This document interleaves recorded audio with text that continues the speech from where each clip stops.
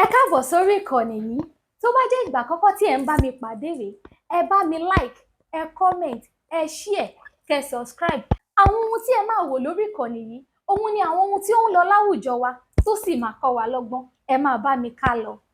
Ẹ lẹ́lẹ́ alára ìjọ̀sá ọmọ amúrin kan dọ́gbọ̀n agogo mùkínlé ajérò ọmọ òbójúkọ̀rọ̀ jàjálẹ̀ gbogbo wárangba àgàmọ̀ta èdè gbogbo ọlọ́jà mẹ́rẹ̀ẹ́rìndínlógún ẹ̀yin ló kọ ẹ̀yin ìkàn láàrin ìlú gbogbo ọ̀jọ̀gbọ́n ẹ̀yin kò fẹ́ sọ ẹ̀yin onímọ̀ ìjìnlẹ̀ káàkiri àgbáyé ọ̀rọ̀ orílẹ̀-èdè Nàìjíríà ọ̀rọ̀ àwọn èèyàn aláwọ̀ dúdú tàbí ká sọ pé èèyàn ẹlẹ́ran ara ó ń dé gbèdéke àkókò kan Àkàndé ọ̀rọ̀ Awíkonko ló kọ tèmi fáfàní ẹni tó ẹ̀sẹ̀ ń rí mi wò mí fún ìgbà àkọ́kọ́ torí kò sí bí ó ṣe mọ tá à ní rí èèyàn tuntun tí ó ẹ̀sẹ̀ máa rí èèyàn lọ́jọ́ kan ṣoṣo ọlọ́mọdé èèyàn wà lójú kan ń bá wà lójú kan ní pé gbogbo ayé ló ti rí òun gbogbo ayé ló ti mọ òun Ọlọ́run níjà yóò rí wa tán mo kí nínú ilé mo kí lẹ́dẹ̀ yìí káàkiri ibikíbi tí ẹ bá ti láǹfààní láti máa wò mí láti máa gbọ́ mi ń dédé àkókò tá a wà yìí àdúrà mo gbà ìbànújẹ́ ò ní kàn wá nbí ò ní tọ́ sí wa lágbára Ọlọ́run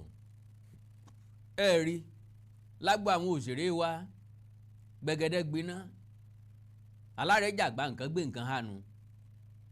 àwọn tá a pè lágbà tá a pè láwòkọ́ṣe àṣì àwòtúnṣe ni wọ́n ṣe àwòkọ́ṣe gidi ìṣẹ̀lẹ̀ṣẹlẹ̀ níbi àfihàn sinimá Ìyábọ̀ Òjó nbi táwọn lókọ àwọn ìkàn láàrin ìlú tí wọ́n ti láǹfààní láti wà ńbẹ̀ bó bá fẹ́ràn àwọn tán pè celebrity nbi táwọn celebrity bá ti ń ṣe nǹkan náà ni wàá ti máa rí wọn Yorùbá ní bọ́dẹ bá kú ọdẹ a sì dárò ọdẹ kò sí tẹ́ẹ̀rì níbi ìdárò ọdẹ jùrèmọ̀jẹ́ kí wọ́n mọ̀ sípà bó bá jó nílùú ló kú àrágbákú gúùlù ìlú tẹ́ẹ̀rírí ẹ bẹ̀rẹ̀ sí rí ńbẹ̀ bó bá jáládùá ló kú bíbélì aṣọ àdúà lóríṣiríṣi lónìrànràn náà lẹ́mọ̀ bá pàdé ńbẹ̀ kí ló wá ṣẹlẹ̀ tó di n tó ń tàn káàkiri àgbáyé tó di tá à ń gbé pò yẹ ẹnu tó gbé mi Àkàndé ọ̀rọ̀ Awíkonko wá òun náà ni ọ̀rọ̀ lórí pé Tóyìn Abraham tá a máa ń pè ní Tóyìn Àìmàkù ó débi ayẹyẹ ọ̀hún ó ní nǹkan làjí ó ṣe Ìyábọ̀ Òjó jókòó láàrin Funke Akindele àti Mercy Aigbe ẹ má bínú o gbogbo iṣẹ́ ni wọ́n ti máa ń ní kakọ́s ń tá ń pè ní kakọ́s ni àwọn tí wọ́n ríra wọn gẹ́gẹ́ bí irọ́ tí wọ́n máa wà wọn kan sàlẹ̀ tí wọ́n máa wà wọn kan lókè àwọn tán ríra wọn gẹ́gẹ́ bí irọ́ ni wọ́n máa wò pé àwọn ti dé gbèdéke wọ́n ti dé gbèdéke kan nínú ìgbésí ayé àwọn ti dé lẹ́vù kan àwọn tí ò tí ì dé lẹ́vù wọn yẹn wọn wá ní bá wọn ṣe wọn ó ṣe ní ọ̀tọ̀ ní segede ń dágbá wọn ó ṣe tiwọn lọ́tọ̀ gbogbo ibiṣẹ́ ló wà kódà wà níléèwé ńlẹ́fìrí èèyàn mẹ́ta tí wọ́n kóra wọn jọ bẹ́ẹ̀ bá dẹ́gbẹ́lẹ̀ kò sí bí ó ṣe wà tí ò ní sí kákọ́ọ̀sì ńbẹ̀ bẹ́ẹ̀ bá ti ń parí ìpàdé àwọn bíi méjì mẹ́ta kò tó kóra wọn jọ lọ́tọ̀ọ̀tọ̀ bóyá tẹ́ ti discuss ni wọ́n sọ o bóyá mistake tó wáyé nù ìpàdé ni wọ́n discuss oríṣiríṣi ibi ni ti máa ń wáyé bí gbogbo láti káàdì alẹ́ so láti mú ọ̀rọ̀ yìí kúrú Ìyábọ̀ Òjó Funke Akindele wọ́n ríra wọn gẹ́gẹ́ bí irọ́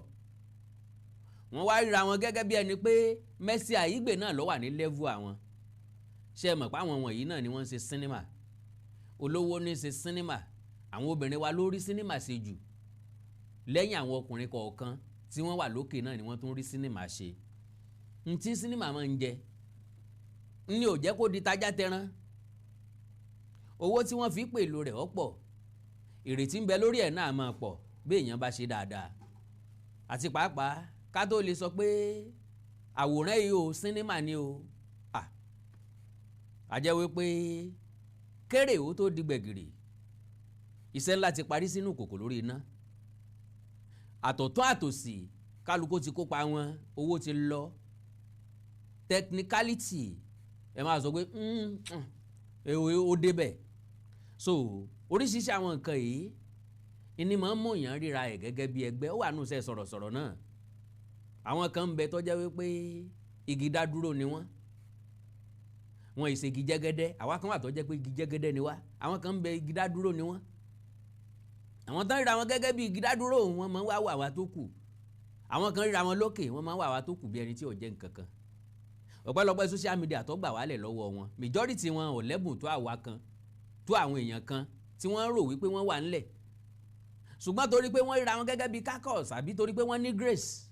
and opportunity let me tell you this bá a ṣe máa ṣe kọ́ o ọgbọ́n kọ́ lọ́lá o ẹni orí bá gbárùkù tì ní dànkan wò tí í bọ́ sí o àìpá lórí bí ẹyẹ gúnugún àtàgùn lọ́rùn bíi tògòǹgò ní ọjà mórí ẹrú o ní òsì já mórí ọlọ́lá láwùjọ bí wọ́n bá ń ṣèpàdé òṣì tó bá jẹ́ pé ẹ̀yìn ẹsẹ̀ wọn ti ń mẹ́ni tí òṣì àtìṣẹ́ bá múlẹ̀ bí ẹ̀gbẹ́ iṣu bí èèyàn bá ti lọ gba ìṣẹ́ ń bẹ lára ẹni yìí so gẹ́gẹ́ bẹ́ẹ̀ náà ló ṣe wà ní ẹgbẹ́ òṣèré majority àwọn èèyàn ń bẹ lábẹ́lẹ̀ story tí ń bẹ lọ́wọ́ wọn gbà kan gbọ́n ni ṣùgbọ́n bóyá torí àìrówó lò déédéé ẹja kẹgbẹ́ kẹjẹ́ gbú tiwa náà sí kò ní taste tó tàwọn tí wọ́n rówó package ẹ̀ story kékeré wọn ní story tó ní mínì níwọ̀nba ni ṣùgbọ́n wọ́n rówó fáwọn tó lọ́gbọ́n orí tí wọ́n sọ ọpọlọ kalẹ̀ láti sọ dòdìndí nílẹ̀ fi ń rí sinimá kọjá òye ẹnìkan ṣoṣo ọkọjá ntẹ́nì kó dédé sọ pé mo mú story mo kọ́ mo ṣe screenplay èmi nìkan náà ni láìláì bí Fúnkẹ́ Akíndélé ṣe lóun dáa tó gùdù ní directing tó gùdù ní acting tó kò lè dá sinimá kọ so Yorùbá sì ní béèyàn bá mọ nǹkan ṣe ju nǹkan mìíràn lọ táyé ò bá sì rí pò ṣe kò tí ì rí ṣe now tẹ́mi bá wa fẹ́ pín wọn kàtígórì Fúnkẹ́ Akíndélé kàtígórì Ìyábọ̀ Òjó kàtígórì Mercy Aigbe ní máa fi tó yàn ẹ́ máa kù sí ọjọ́ orí ò ní nǹkan kan ṣe pẹ̀lú ẹ̀ status wọn ti jọ dé status yẹn wọ́n ń ṣe sinimá òun náà ń ṣe sinimá wọ́n ní followers tó yàn ẹ́ máa kù ní followers wọ́n ń gba tèèyàn wọ́n gba tiẹ̀ náà bọ́n ṣe gba ti gbogbo wọn ṣùgbọ́n kí wàá lọ fa sábàbí kí ló fàjà láàrin àwọn òṣèré wọ̀nyí kí ló dé tán máa ń disgrace ara wọn ta gbangba kí ló dé tí wọn ò lẹ́mìí ìdáríjìn kí ló dé tí wọn ò lẹ́mìí ìgbàmọ́ra sówó náà ni sókọ náà ni sókìkí náà ni ẹ̀rú bà mí ńgbà mo mọ̀ pé gbogbo nǹkan ni ó tàn án torí pé lónìí olónìí yìí òun náà ni ètò ìsìnkú ọ̀rẹ́ wa Táyélolú Adégbòdù ló wáyé kò sẹ́ni tí ò tí ì sunkún darí nínú wa lónìí a mọ̀ bó ti kú tẹ́lẹ̀tẹ́lẹ̀ o ṣùgbọ́n àsán wípé só ti tán náà nu ńgbà tí wọ́n kí Táíwò bọlẹ̀ ó mọ mèmé ìjáde lójú wa so mélòó nu wa ló wá rántí Táyé ò dágbére pé òun ò ní dé níjọ́ tí kú dé ìyàwó ẹ̀ fẹ́ tẹ̀lé wọn nínú ànípẹ́ dé mọ́ wulẹ̀ lọ wọ́n dẹnu géètì ẹ́stéètì wọ́n sọ fáwọn security ẹ má tilẹ̀kùn à ń padà bọ̀ o àwọn méjì lọ́lọ́ ẹnìkan ló padà dé kò ró bẹ́ẹ̀ mọ́ máa sọ pé èèyàn ó kú kò sẹ́ni tó ro kú kan Táíwò Adégbòdù lọ́dún mẹ́wàá sì sìn kí lọ́jọ́ orí ẹ̀ wọ́n ẹ̀sẹ̀ bẹ̀rẹ̀ gbésí ayé ni lélẹ̀ tó túmọ̀ sí wípé bọ́ ọ bá rí jẹ níwọ̀nba mẹ̀sọ́nù bọ́ ọ bá rí ṣe níwọ̀nba dọ́gbọ́n lórí ayé aláwo kú oníṣègùn ọ̀rọ̀run ẹ̀ńtọ́ gbọ́n ẹ̀ńtọ́ mọ̀ ṣe yóò kú ẹ̀ńtọ́ gọ̀ ẹ̀ńtí ò rí ṣe yóò kú ikú bàṣírí ókọ olóko wọn ní kú jàre ẹ̀dá ikú jàre ẹ̀dá òye ikú la ó máa bọ ikú jàre ẹ̀dá kò sẹ́ni tó rí kú bí lẹ́jọ́ so nígbà tí ìṣẹ̀lẹ̀ òun wá wáyé oríṣiríṣi ẹ̀ka lọ́pa oríṣiríṣi nǹkan làwọn èèyàn sọ èròǹgbà tèmi lèmi ò mú jáde torí pé táwọn èèyàn sọ nígbà míì kálukú wọn náà ni wọ́n máa ń rí sọ kò sẹ́ni tó sọ̀rọ̀ tí ò ní pọ́ìntì rí bí nǹkan bá ṣe kọ̀ àṣì wa bó bá ṣe kọ ìhà sí wa la ṣe máa sọ now tó yàn máa kú débẹ̀ ó kí Ìyábọ̀ Òjó ọdọọdọ Fúnkẹ́ ó pè láǹtí Fúnkẹ́ gbójú òkè ni kò dáhùn tó bá ń gbọ́ pé ó lẹ́jú pa ó lẹ́ tó bá ń gbọ́ pé ó jẹjú ẹ̀ délẹ̀ ni ilé ìyún nìkan ok ó kú òní bẹ́ẹ̀ ó kí Mercy Aigbe ṣe lọ́dàbí ẹni pé gbogbo wọn ti plan ẹ̀ tẹ́lẹ̀tẹ́lẹ̀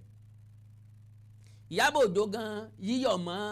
Tóyìn Àìmákù rẹ̀ kò tó nǹkan kan ọkùnrin kan ń bẹ lẹ́gbẹ̀ẹ́ Funke Akindele ilé ìyún olórun mi nínú jù ló bí mi nínú jù mo try láti identify ẹnìyẹn mi rí identify Tóyìn Àìmákù ń kí ó gbójú sẹ́gbẹ́ kan bẹ́ẹ̀ ó kàn náwó báyìí ni mo á wò gbà nínú ilé ayé irọ́ yìí náà kí ni bẹ́ẹ̀ ilé ayé gangan náà kò sí nǹkan bẹ́ẹ̀ so mo wá rí pé lẹ́yìn onìkan lè rí mi ò rò pé ẹ rí ti Madam Saje tó náà jẹ́ ju Ọdúnládé Adékọ́lá níbi same program mo wá ní tádìtàdì la ní ọ̀mọ́ jó tẹ́lẹ̀tẹ́lẹ̀ tàǹdìtàǹdì eléèmọ̀ tiẹ̀ tún ga o because tá a bá wo dáadáa lọ́kàn tèmi bẹ́ẹ̀ bá béèrè lọ́ọ̀ mi màá sọ wípé ọmọ Madam Saje ńlọdúnládé Adékọ́lá mọ́ bá gbé èèyàn súnmọ́ra wọn mo nígbà pé àwọn méjèèjì súnmọ́ra wọn kí lọ́dún ṣe fún Madam Saje tó fi kí Madam Saje níta gbangba tí Madam Saje ò fi dá lóhùn tó wá jẹ́ pé phone call ni Madam Saje fi dẹmọ kó níwájú Ọdúnládé Adékọ́lá hello kí lẹ sọ ń bo lẹ́lẹ́ wà I was like kí ni tí ń ṣẹlẹ̀ gan-an meanwhile òye tó yé mi ni pé bájá ò bá rí kò ní déédéé gbò yes bágbó ò bá rí kò ní déédéé kàn kò sẹ́ni tábì tí ò ní rí wí bẹ́ẹ̀ bá béèrè lọ́wọ́ Funke Akindele because ẹni ọgbẹ́jọ́ ẹnìkan tó sọ̀pá nù èdè mi ni àṣà mi ni mo ní bọ́ bá gbòdì kejì ẹjọ́ yóò tán pa ẹ̀mú padà lóòótọ́ níbi ìṣẹ̀lẹ̀ yẹ Funke Akindele làwọn èèyàn ń sọ̀rọ̀ sí ju pé ó ti ní gbéraga ju program kan ti ẹ̀ ń bẹ mi gbọ́dọ̀ play ẹ̀ lórí TikTok àwọn obìnrin ọ̀hún abroad náà wà tí Funke Akindele bá gbọ́n tí wọ́n sọ yóò sunkún wọ́n pieces ẹ̀ wọ́n fàyà pẹ̀rẹ̀pẹ̀rẹ̀ ó ti ní gbéraga ju ó ti ṣe gbọ́ sàwọ mi wà wò pé àìsí gbọ́ tẹnu ẹ̀gà láfi pẹ́ yòókù ń pàtó àìláìfàní àti súnmọ́ Funke Akindele aká béèrè pé madam ẹ ṣe wá ṣe báyìí sí Tóyìn Àìmákù wá ní ẹ mọ́ kò rí bẹ́ẹ̀ báyìí ló ṣe rí kọ́ kálàyé palẹ̀ fún wa ọgbọ́n sẹ̀ ò nù dí èmi ò lọ fẹ́ fẹ̀dí hàn so gbogbo àwọn nǹkan yìí ni mo ń wà nú ẹ̀dá ẹ wá wò ó mo kó pẹ̀ kí mo yá bàrá olúwa rẹ̀ rí bí ìyá sí ni o ẹni ìjà òsì dé bá ní pèrè ẹ̀ lọ́kùnrin tẹ bá ń gbọ́ ènìyàn kan tí ń fọwọ́ sọ̀yà pé kò jẹ́ jẹ́ mi tàbí ká lé mi ni kò tí ì ṣẹlẹ̀ sí wọn ni because majority ẹni tí ń pé báyìí ló ń ṣe jẹ́ báyìí ló ń ṣe dà ní ti ń bẹ ní kápá òun lélẹ́yìí tó bá ṣẹlẹ̀ àwọn ni wọ́n kọ́kọ́ máa ń sá ìṣẹ̀dá èèyàn kan ń bẹ inú ẹ̀ lèmi náà wà kí ni irú ìṣẹ̀dá wa irú ẹ̀ ni Funke Akindele irú ẹ̀ ni Madam Saje yẹn kí ni ìṣẹ̀dá wa ni pé ojú làwa mi fi jà as in bọ́ ọ bá ṣẹ̀ wá á jẹ́ kó o mọ̀ pọ́ ọ ṣẹ̀ wá a máa jẹ́ kó o mọ̀ wípé ọ ṣẹ̀ wá á jẹ́ kó o mọ̀ pé inú wa ò dùn sí ọ inú wa ò yọ sí ọ so that is nothing but the truth ṣùgbọ́n lọ́pọ̀ ọgbà èèyàn máa fọgbọ́n ṣe é because àwọn èèyàn kan náà jáde pé Tóyìn Àìmákù ó mọ̀ wípé àárín òun àti Funke Akindele Ògún àwọn méjèèjì jọ ń jà kíkí tó kí yẹn eye service ni èmi wá ní bọ́n bá fa eye service kíyàn kóńtọ̀ náà fa eye service dáhùn padà torí Yorùbá ní bọ́n bá mú yàn bẹ̀ ọ́ tètè gbà bọ́n bá mú ọbẹ̀ yàn ọmọ pé nira ń bẹ ń bẹ majority àwọn èèyàn ní sọ pé kájẹ́ sọ pé wọ́n bára wọn jà tẹ́lẹ̀tẹ́lẹ̀ so fáàtì ẹni ti fúnra lára ẹ̀ kí ó yẹ kí Funke Akindele ó dáhùn mo á kọ́kọ́ béèrè lọ́wọ́ ara mi pé sọ bọ́ bá jẹ́ mi ṣé màá dáhùn mo wá rí i pé yes màá dáhùn ojú mi lè mọ́ ẹ̀kọ́ mi lè mọ́ sójú mi mọ́ ojú mi lè mọ́ pé ní káyálé ṣùgbọ́n at least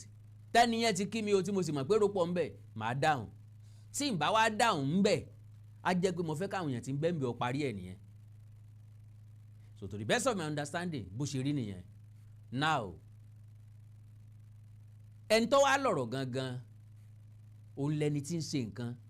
tí Táyé wá síbẹ̀ tí Kẹ́hìndé wá síbẹ̀ tán wá ń bára wọn jà ń bẹ̀ because bàbá péré ajá péré kòkò ńbo ni Funke Akindele ti jẹ́jú Tóyìn Àìmàkù ńbo ni Tóyìn Àìmàkù ti kí Funke Akindele tí ò ti dáhùn ibi premier sinimá Ìyábọ̀ Òjó ni ó hàn máa hàn bẹ́ẹ̀ ìgbésẹ̀ wo ni Ìyábọ̀ Òjó gbé ìgbésẹ̀ wo ni Ìyábọ̀ Òjó lè gbé kí mọ́ dàbí ẹni tí ń jó àsán kan ìlú tí ń kọrin tí ò lélégbè ẹ̀já kọ́kọ́ wo fútéèjì ibi tí mo dé ni pé ìgbésẹ̀ wo ni Ìyábọ̀ Òjó gbé àbí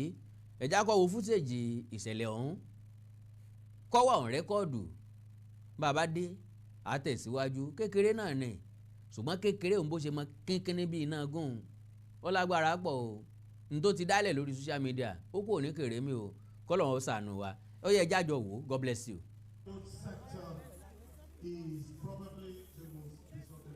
Ìyábọ̀ Òjó nu ẹ wo Mercy Aigbe bó ṣe ń wo ẹ wà ní tiwa Funke Akindele ó kàn lẹ́jú pani ó kúkú mọ̀ wọ́n tó wà lẹ́yìn wọn security kọ́lọ́ mọ̀jẹ̀ ń dìgbàrú lẹ́yìn ọmọ lẹ́yìn àbí ẹ̀rí nǹkan kí lórúkọ bọ̀bọ̀ yìí ná ó dẹ̀ fẹ́ jọ kí lórúkọ bọ̀bọ̀ tí ó play for Arsenal yìí Adébáyọ̀ Emmanuel àbí nǹkan ó fẹ́ jọ ṣùgbọ́n ó dàbí pé artist ló náà now actually guy yìí rí Tóyìn Àìmàkù ó calculate ẹ̀ tó fi dọ́dọ̀ ẹ̀ ó mọ̀ pé ó fẹ́ wá kí òun ó dẹ̀ náwó sí i ó túmọ̀ sí pé loyalist Funke Akindele ló ń tọ̀ òun ọ̀rọ̀ Funke Akindele wàá fi gbogbo ara bí mi nínú kò dẹ̀ fi gbogbo ara jọ mí lójú reaction Mercy Aigbe n ló surprise mi ṣe lọ́dà bẹ́ẹ̀ ni pé wọ́n ti mí ní ọmọ yẹn lẹ̀ ẹ wá wo kí wàá lọ ṣẹlẹ̀ gangan láàrin wọn àwa kú gbá àyè sọ̀rọ̀ àyè sọ lágbó àlè pé bẹ́ẹ̀ kọ́ lórí àlè pé bẹ́ẹ̀ lórí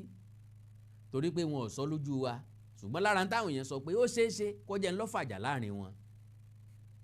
a sọ nípa rẹ̀ then mo sọ lẹ́ẹ̀kan mo ní ọ̀dọ̀ Adékọ́lá àti Madam Saje náà àwọn náà ní tiwọn ok mò ń bọ̀ ẹjá kọ́kọ́ sọ ti Funke Akindele àti Tóyìn Àìmàkù pẹ̀lú Ìyábọ̀ Òjó pápápá number 1 kí ni ìgbésẹ̀ tí Ìyábọ̀ Òjó gbé kí ni ìgbésẹ̀ tó lè gbé níbòmíì téèyàn bá fẹ́ create scene èèyàn lè fa Tóyìn Àìmàkù lọ́wọ́ padà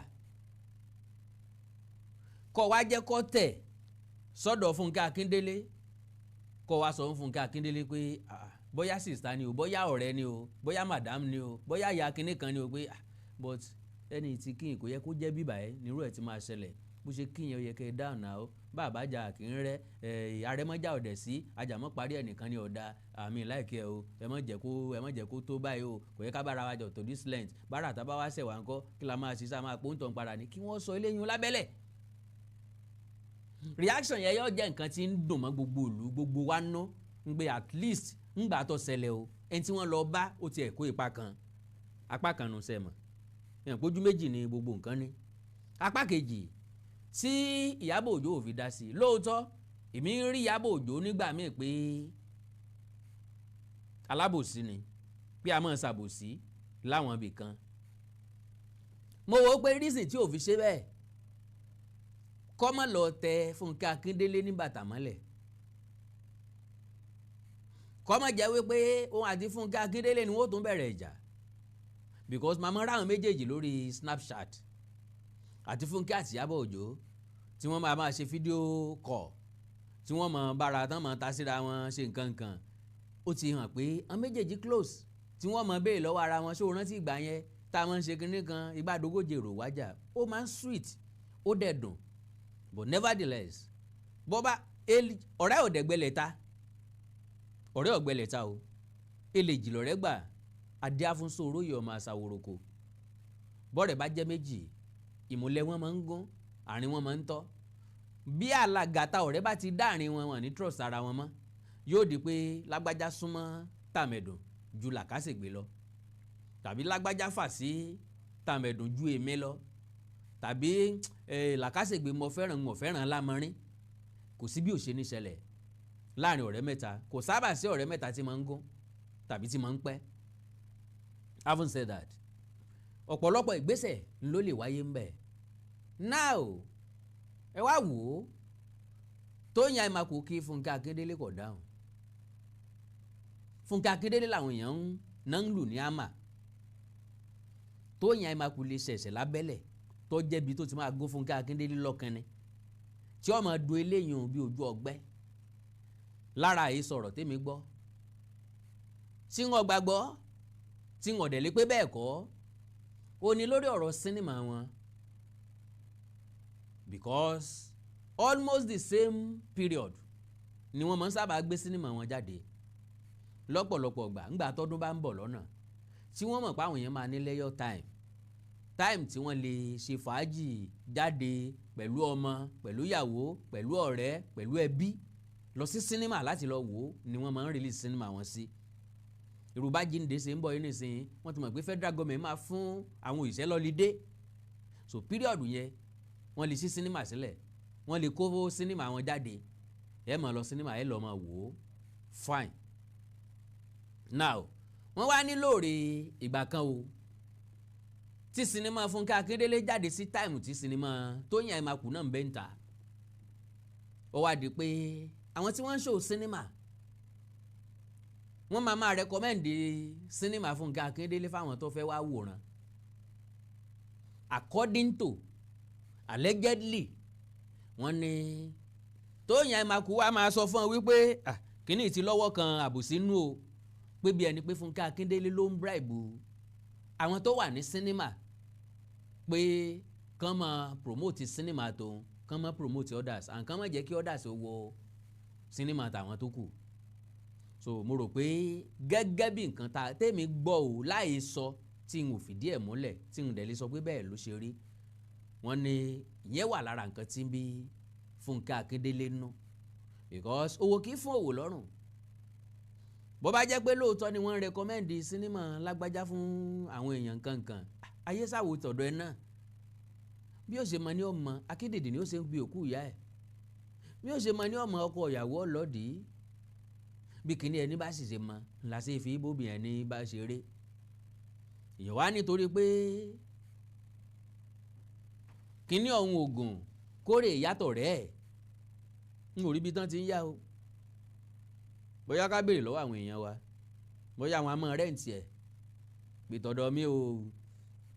mi ò ṣiṣẹ́ dáadáa o, tàbí kò gùn tó o, ẹjẹ́ aya ti lékéré o, ẹjẹ́ àgbà ti Joshua o, ẹjẹ́ abẹ ti Ṣẹ́gun wo, mọ̀ bóyá àwọn amọ̀ ṣe bẹ́ẹ̀. So àwọn ni wọ́n gbìyànjú láti sọ fún abẹ́ ẹ̀. Now ó wá rí bẹ́ẹ̀ kò rí bẹ́ẹ̀. Èmi wo wípé bàbá ti ń dàgbà kọjá bàǹtí onírù ọmọ ẹni là á bọ̀ fún. Bàbá ti wá ń dàgbà dá àyè kan, àwọn nǹkan kan wà tó jẹ́ pé ó yẹ ká máa kọ́ ọ́ lẹ̀, ká máa gbà mọ́ra gẹ́gẹ́ bí àgbà. Bó bá jẹ́ pé bẹ́ẹ̀ lórí lóòótọ́, Ọlọ́run ti gbórí fún Funke Akindele. There is no way you will talk about it lórílẹ̀‐èdè Nàìjíríà lónìí tẹ́ máa sọ pé obìnrin o tó jó ní sinimá o ní Nàìjíríà lónìí o nọ́mbà 1 ní Funke Akindele wà, mẹ́ńtọ́ wà nọ́mbà 2 àbí nọ́mbà 3 o, ṣùgbọ́n nọ́mbà 1 ní gbà fọ́gá ẹ̀. Ó túmọ̀ sí pé Ọlọ́run ti gbà fún, ó túmọ̀ sí pé Ọlọ́run ti gbèjà ẹ̀, ó túmọ̀ sí pé Ọlọ́run ọba ti dá a láre. Tó bá jẹ́ mélòó ẹ̀rín ni wọ́n máa ń rinṣẹ́ everybody o, wípé ẹ̀ ń bọ́ ya jà lásán ni Ṣàngó ló ní sẹ́rẹ́, ẹ máa lé mi ẹ ò lé bá mi lórin tó kù tí mọ̀ kọ sínú. Kàkà kẹ́ ronú kẹ́ ṣe research, kàkà kẹ́ ronú gbọ́ná dúdú àwé Ògùn ló ń ṣe kádìdìrín òronú ó ti gbàgbé ọ̀rọ̀ Àìsáyà nù bèbélì, Ògùn ní ń ṣe kádẹ̀pẹ̀ òronú ó ti gbàgbé Dáfídì nù bèbélì, ohun tọ́lọ́run ò ṣe ẹni tí ó ṣe òṣè láyé agbára òfo náà ń fún ọ, lówó tó yẹ kó kàn fi búta, lówó tó yẹ kó fìyẹn bùkèlè, lówó tó yẹ kó fìyẹn raṣọ tó ń kó fólógun tó ń porí kálé, àbí inú ẹni ìsọni kan rere, àbí inú ẹni ìsọni dèèyàn, torí ẹni ayé ò bá lè olè mọ pọ́n sáré ẹni tí ò dẹ̀ sáré olè débi tó ń lọ. Come around, enjoy the music, yé pàrìpà. Come around, enjoy the master joka, king of humor, master of entertainment, master of direct belong to. Àbẹ̀fẹ́ òun kò róko, àbẹ̀fẹ́ òun kò ródò, bó bá jìyà gbọ́ bẹ̀ kaná àjẹbàtàn àṣekùn wọn lé ọmọ ọlọ́rọ̀ tí ń jẹ́ ìyàwó. So bó bá jẹ́ mi orin tí ń bá kọ́ ń tèmi nù, pé a ti ṣe ọ́ sí báyìí ọmọ Funke yìí a ti ṣe ọ́ sí báyìí àǹbúlọ̀kù ẹ̀ níwájú ó ń yọ lẹ́yìn àǹbúlọ̀kù ẹ̀ lẹ́yìn ó ń yọ níwájú agilọ́tún ó yọ lósì agilósì ó gbọ̀tún agé lórí ilẹ̀ ó tún gbójú òfurufú yọ a ti ṣe ọ́ sí báyìí wẹ́ àgbà kádàrá ni ṣé pé ẹ gbà kádàrá ni pé ẹ gbà kádàrá ni Ọlọ́run ti dá ọ láre ń tiẹ̀ bó ṣe kí mi yẹ màá kí tayọ̀tayọ̀ kí guilty tó bá jẹ́ pé lóòótọ́ ni fún ẹ tó yàn máa kú ṣe kí guilty conscience kọ́mọ̀jì ó nísinmi bẹ́ẹ̀ mi ṣe rí nìyẹn gbogbo ìjàkọ́lé yẹn máa ń jà ní gbangba àwọn nǹkan kan ń bẹ gbogbo ìjàkọ́lé yẹn máa ń fi sínú àwọn nǹkan kan ń bẹ fẹ́ni tá a bá pè lọ́rẹ̀ẹ́ ni bó bá ṣe ń tó dùn ni á pè é sọ̀mọ̀ bọ́ sẹ̀mí sọ̀mọ̀ bó ṣe ń tó dùn mí tó ń tàn bá lè apologize déédéé bí ó bá dẹ̀ lè apologize ká yọ̀ǹda ẹ̀ wò ó kálukú ti sokú ẹ̀ mọ́ kálukú ti sokú ẹ̀mí tí a sọ lágbájá lọ́gbá tàmẹ̀dùn létí ló ikú tàmẹ̀dùn lọ́tẹ̀lá kásìgbè mọ́lẹ̀ tẹ́ ikú ẹ jẹ́ kálukú ó yàgò fún béèyàn kan bá fọ́ mi létí nìsín ń tẹsẹ̀ mọ́rin ni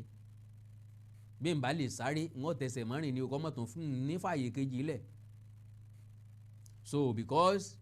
olúwarẹ̀ lè sọ pé òun lè dámú kọ́ ọ gbá létí kó di wẹ́jẹ́ èèyàn ó fi gbogbo ara ṣẹ̀wọ̀n o ẹ̀wà ẹ̀wọ̀n ọ̀dẹ̀ dáa kìsìn téèyàn lè advice èèyàn kéèyàn lọ jẹ so ti débẹ̀ rí Ọlọ́run níjó débẹ̀ rí so ti jẹ́ rí Ọlọ́run níjó jẹ́ rí àwa ti débẹ̀ rí a sì ti jẹ́ rí gbogbo àwọn nǹkan yẹn ìrírí ni máa ń jẹ́ fún wa ok ká tó sọ̀rọ̀ ti Madam Saje àti Ọdúnládé Adékọ́lá. Now a ti sọ ti Asaran tàbí kí n sọ pé a ti sọ apá kan tó yan ẹ máa kò Funke Akindele from reliable source mo gbọ́ pé Ìyábọ̀ Òjó ti sọ̀rọ̀ pé ìjà wọn kì í ṣe bẹ́ẹ̀ ló ti bẹ̀rẹ̀ o ó ti wà nílẹ̀ ti pẹ́ gẹ́gẹ́ bí ẹnì kẹta tí Yorùbá máa ń sọ pé àìsí ẹnì kẹta lèèyàn méjì fi ń jàjàkú akátá òun ti bá wọn dá sí òun pẹ́ ọ̀tún òun pòsì òun sì bẹ̀ wọ́n kí wọ́n má bínú pé wọ́n ti parí ẹ̀ ṣùgbọ́n ìmíì ló tún rú jáde láàrin wọn wẹ́ àìgbé láàrin òjì ọ̀rẹ́ ká mọ́ sì sọ èèyàn gbọ́dọ̀ wà láàrin ọ̀pọ̀ èèyàn kíjà ọmọ ṣẹlẹ̀ yọ ọmọ ṣẹlẹ̀ àmọ́ parí ẹ̀ náà ni ok ẹ já wo tàwọn tí mo rò pé ìyá àtọmọ ló yẹ kí wọ́n jẹ́ ọmọ sí ìyá ló yẹ kí wọ́n jẹ́ n tó máa fàjà láàrin Ọdúnládé Adékọ́lá àti Madam Saje òun náà ni òye mi ń tèmi o ẹ gbójú ayò òkè o ẹ jájọ wò ó àbẹ́ẹ̀rí nǹkan Madam Saje ló fọ́ sórí yìí o ó kí wọn ò dáhùn Madam Saje lẹ́jú ẹ̀ pa ẹ̀rí àwọn èèyàn sáré kó ẹ̀rí ẹ̀lò fóònù wo ló wà lọ́wọ́ Madam Saje ẹni ẹlẹ́ni ọdún fúnra ẹ̀ ó yí ayé sí fọ́tò yíyà ọmọ ọlọ́mọ yóò jẹ́ kẹ́nìkan wọ̀ ńlẹ̀ gbogbo ẹ̀ náà ilé ayé náà ló mọ Ọlọ́run ọba mi gbọ́ ń dá Madam Saje lẹ́bi ń sì bọ́dúnládé Adékọ́lá ló ṣe dáadáa ṣùgbọ́n nígbàkígbà tí ọmọdé àtàgbà bá jà àgbàlá dá lẹ́bi o àgbàlá máa fún ní sùúrù pé sùúrù ipò ojú àfi tí ò bá ní tó pé ayé ti dàgbà náà o báwo ọmọ kéékèèké bá ń ṣe bí ó yẹ kẹ́ ẹ bá a wé ni ìgbà tó kí yẹn tiẹ̀ máa kọ́kọ́ dáhùn náà a máa lé ẹlẹ́yọ́rọ́ jìnnà ká tó wá fàbọ̀ bá díẹ̀ ẹ kò yẹ kó jẹ́ ta gbangba ń bẹ̀ yẹn náà o Madam Saje ni gbogbo ó bò ó gẹ́gẹ́ bí ìyá torí wípé kéékèèké kọ́ ń bá fi jọ máa lọ. Now Ọdúnládé Adékọ́lá play majority ẹ̀rín lórín ó change sí nǹkan mi ó carry on mo like tó yàn ìmàkù náà ó náà ká sára ó mú fọ́ọ̀nù ọ̀nà méjì ló pín sí ìṣẹ̀lẹ̀ tó ṣẹlẹ̀ yẹ ó lè jẹ́ káwọn méjèèjì ó di ọ̀tá ọ̀run ọ̀gbẹ́bọ kí wọ́n má ta síra wọn kí wọ́n má kíra wọn kí wọ́n má bára wọn ṣe mọ́ táyé ò fi dọ̀run bákan náà ó lè ṣe okùn tí ó parí ìjà láàrin àwọn méjèèjì pátápátá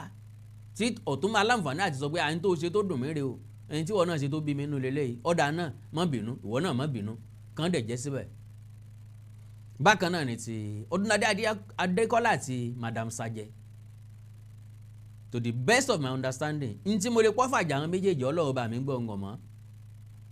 àyàfi tí ọ̀tún bá sọ̀rọ̀ síta tàbó sì sọ̀rọ̀ síta and as far as I'm concerned Ọdúnládé Adékọ́lá ìṣẹ́ni tó máa ń sọ̀rọ̀ púpọ̀ síta ìdí mófì ní ti máa ń sọ̀rọ̀ Madam Saje lè sọ̀rọ̀ lọ́jọ́ iwájú ó lè sọ̀rọ̀ fẹ́ni tí ó sọ fún wa pé ókè o ìntọ́sẹ̀lẹ̀ ìjọ náà rélé o gẹ́gẹ́ bí àgbàlagbà àwọn èèyàn kan máa ń sọ̀rọ̀ síta àwọn kan ò like láti máa sọ̀rọ̀ síta wọ́n fẹ́ kórúkọ wọn jẹ jáde lórí social media àwa kan àti bọ́n wọ́n máa sọ pé nǹkan bọ́n ẹ mọ̀ ti rírú ẹ̀ rí wọ́n máa sọ pé aṣọ bọ́n kò lè mọ́ mọ́ aṣọ funfun ni wọ́n máa ń sọ bẹ́ẹ̀ fún táṣọ funfun bá ti pọ́n tẹ́ ẹ fọ́fọ́fọ́ tí ò white ẹ fi kinní kan pò ẹ fi fọ́ kò white kò lè white mọ́ wọ́n aláìsọ yìí ti bọ́n àti bọ́n sórí social media so àfẹ́ntì tí ẹ bá fẹ́ bọ́n tàbí òun náà bá fẹ́ bọ́n ni ó kọjá yẹ ẹ̀sìrú wa so àánú Olódùmarè onífẹ́ nìkan kan wá sílẹ̀ o gbogbo ẹ̀ ẹ jẹ́ kí kálukú wa ká gba àlàáfíà àti ìfẹ́ láàyè o gbogbo ẹ̀yin òṣèré orí ìtàgé to the best of my understanding àtẹ̀yìn àtàwa pòsíṣàn kan náà lájọ wà àtòṣèré orí ìtàgé o àtàwa tá à ń sọ̀rọ̀ lórí rédíò tàbí tẹlifíṣàn the same thing iṣẹ́ kan náà lájọ ń jẹ́ a yàtọ̀ sí pásítọ̀ àtàfà wáàsí pẹ̀lú Quran pẹ̀lú hadith ńláwọn àfà ń lò sáàmù báíbù ńláwọn pásítọ̀ ń lò ìrírí làwa ń lò ìtàn lẹ́yìn ń lò ẹ̀yin ṣẹ̀ṣẹ̀ máa dramatize ẹ̀ fáwọn èèyàn ni àwọ̀ fẹnu ṣàlàyé fáwọn èèyàn iṣẹ́ wòlíì iṣẹ́ olùṣọ́ àgùntàn ni gbogbo àjọ ń jẹ́ gbogbo àlọ́rọ̀ wájọ ń change life àwọn èèyàn gbogbo àlọ́rọ̀ wájọ ń ba life àwọn èèyàn jẹ́ nǹkan sígbà tẹ́ bá múra tẹ́ wọṣọ tẹ́ ládé tán àwọn èèyàn náà fẹ́ múra bẹ́ẹ̀ wọ́n fẹ́ wọṣọ kán ládé tán ẹ̀yin obìnrin gbẹ bá múra tó jẹ́ pé làjì ọmú yín ní bẹ́ẹ̀ ń ta àwọn míì náà wo bẹ́ẹ̀ pé bí Funke Akindele lọ́wọ́sọ táwọn gbogbo làjì ọmú ń ta yìí nbí Ìyábọ̀ Òjó lọ́wọ́sọ táwọn gbogbo làjì ọmú ń ta yìí nbí Tóyìn Àìmákù là ń wọ lọ́wọ́sọ tí ò lóbìnrin sí àyè tó jẹ́ pé gbogbo apá ẹ̀ lọ́mọ fófófó yìí àwọn náà mọ̀ ọ́n rú aṣọ bẹ́ẹ̀ ẹ̀kọ́ kan lẹ̀ ń kọ́ wọn o a ti wá ṣèyí sí ọmọ táyé bí láyé ń pọ̀n aṣọ ọ̀gbàlà sì dá fúngbà bọ́lọ̀ ọba ṣe ní yóò rí nù ẹni tí ọba kọ̀ tó lòun ò tẹ̀ síbi ayé ń tẹ̀ sí òun ò yí síbi táyé ń yí sí olùwàdí wà lójú kan bí adágún odò ọlọ́run níjà wà lójú kan bí adágún odò whatever tó kọ́ fàjà láàrin yín we employ you láti rè parí ẹ̀ láàrin ara yín ní tùbí nùbí àjọṣepọ̀ yín ni yóò wù wá ìbáṣepọ̀ yín ni yóò so èso rere fún society tàjọ wà yìí impact tàjọ fẹ́ ní sí society tá a wà yìí sí generation tá a belong sí ni ló matter most àná Olódùmarè ò ní fi ń sílẹ̀ o àní wáyé tí o ẹ̀yin náà ò ní wá wá tì àtàwọn àtẹ̀yìn